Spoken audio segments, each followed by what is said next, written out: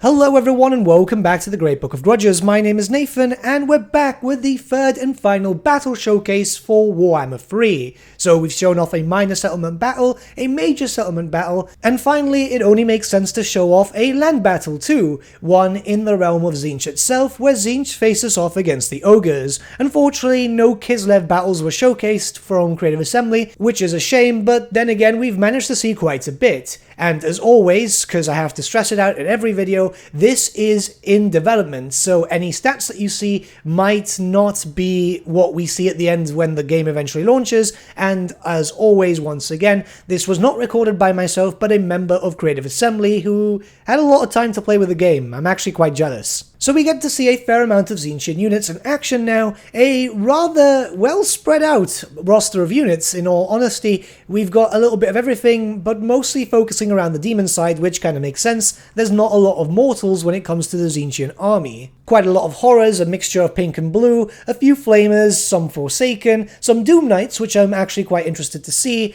and it's going to be quite cool, as there's quite a lot of different things. You can see obviously they have access to two laws of magic here, as they have the Law of Fire and then the Law of Tzeentch. Now I wanted to showcase a land battle, as obviously we are thinking about land battles when it comes to Warhammer 3. The maps were never good for Warhammer 1 or 2, yet say for example Troy or even Three Kingdoms had much better ones, and I have to say that the battle map here isn't too bad. There's a lot of different scenery. It's kind of reminiscent of that at the tabletop where you used to get a d6 plus 4, and yeah, it's not too bad. 9 pieces of scenery in the middle, which it does make you move around. You can see on the mini-map on the right-hand side that there are little bits coming in. So yeah, you actually have a different style of battle map rather of just something completely open with maybe a hill or two. There's actual scenery. Terrain was very important in the Warhammer tabletop, and it should be important here, as obviously you should be able to use cliffs and so on as, well, just a extra feature for your army. Use it to your advantage or your enemy will do too.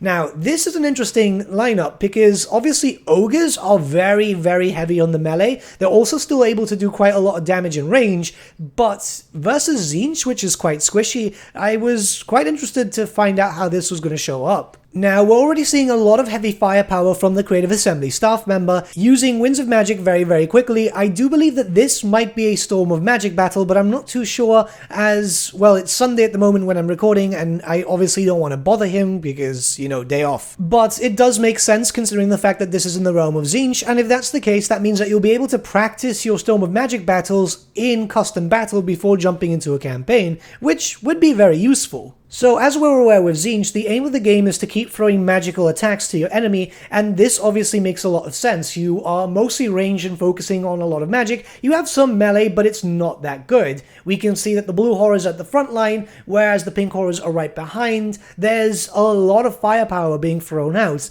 It's actually quite interesting, as obviously Tzeentch doesn't play like this on the tabletop for Warhammer Fantasy. It's more focused around magic more than anything else, and these ranged units didn't really exist this way. But it is quite interesting, as the Ogres themselves are obviously trying to slam into Tzeentch. If you can buckle them down in melee, you can start to destroy them, especially as, yes, they do have a ward save type of protection, which pretty much acts as a second health bar, but eventually that will fade, and Ogres do have a lot of strong strength to be able to start knocking down enemy health without a problem. And you can see it here. They're locking down the enemy, which makes a lot of sense, and I'm actually quite surprised that the AI is doing fairly well here. Some of them got distracted by a unit, and, well, yeah, this is AI, this happens a lot, but player versus player this wouldn't happen, because obviously you'll be able to keep an eye on things. The thing is that this can also work for you. If your blue horrors get buckled down, then you can just go around and surround with your flamers or your pink horrors, or keeping your pink horrors in the back line to just make sure that they can charge in should the blue horrors get destroyed. Tzeentch does seem very, very strong, and we can see this as the Doom Knights start moving in. The enemy is obviously just being as AI as possible, so they kind of just go in for the target. But we're seeing a lot of damage, and I'm quite impressed that Tzeentch does have quite a high damage output, even if it's not just using magic all the time. Though, as you've been able to see through the video, When magic does get used, it can be very devastating. Gnoblar units get practically deleted, though again, Gnoblars are very much like early goblins or Skaven slaves, so they're not going to be able to withstand a lot of punishment. We've also been able to see that Kairos has been able to switch out some spells for some Law of Magic spells, which means, you know, you've got some backup there, some healing. This obviously works in the favor of Tzeentch, and the Ogres themselves are taking a lot of heavy-duty punishment. If you've been paying attention to the unit cards themselves, you'll notice that very few Tzeentchian units have been killed off because, well, they've been using the secondary health bar, which does regenerate. I imagine that using hit-and-run tactics with, say, the Doom Knights, which are very, very powerful as they are, is going to be very, very interesting. You're going to lose very little entities and you're going to be doing a lot of damage. In fact, should you be up against, say, vampire counts, as long as they aren't using too much magic, you're not going to lose that much. The map itself looks gorgeous. I do like the realm of Tzeentch. It looks really, really nice and it has that lore feel to it. Honestly, everything they've been showing off so far has just been fantastic. The most important thing is knowing that Tzeentch is going to be able to pack a punch, as, yeah, a lot of us did think if he gets buckled down, he's going to get destroyed.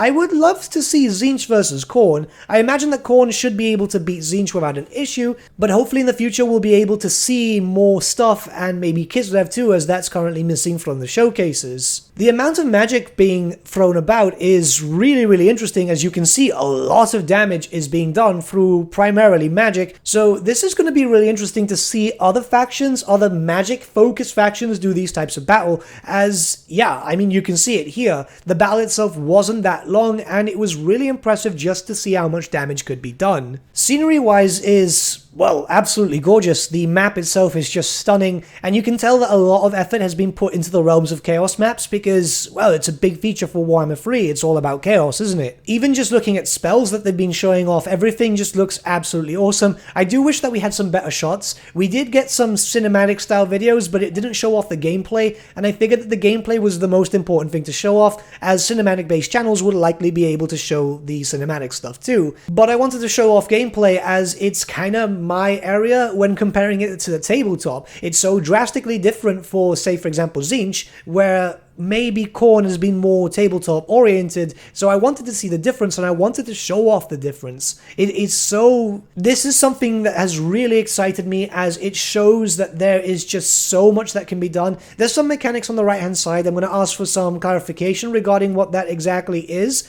and in the future we'll have some more discussion videos, but just look how the game itself is looking. Everything is looking a lot better than we imagined. This is our third video today, just showcasing battles, and I must admit that I am a lot more confident with where the game is coming from, and I'm a lot more excited now.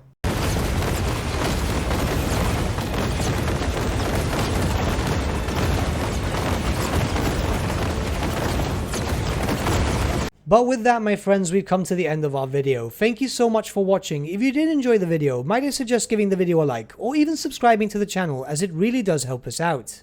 In the description section below are various links to different social media platforms such as Facebook, Instagram, and Discord. Also in the description section is an affiliate link with Element Games, where you could buy loads of hobby-based products, not just Warhammer, for 10 to 25% off. Making a purchase using that link and also our special code, which is also in the description, supports the channel at no extra cost to you, which we think is rather cool. A big thank you to our patrons. Your support means the world to us. It's amazing that people want to help a small channel like us grow and get to a higher level of content. A big thank you to Gibraltar LUSC, Ryan Bertsche, Andrew Prince, and Ogres for subscribing to us at our Fane level. You guys are super cool. And a big thank you to Edward Yule, VS Vasan, Aaron Whitman, and Shaggy for subscribing to us at our King level. Honestly, we can't thank you all enough. And lastly, a big thank you to all of you for liking, sharing, and commenting on these videos. Honestly, it's because of you guys that the channel's been growing at such a great pace lately, so we can't thank you all enough. But with that, my friends, thank you so much for watching once again, and we shall see you all again very, very soon. Have a good day.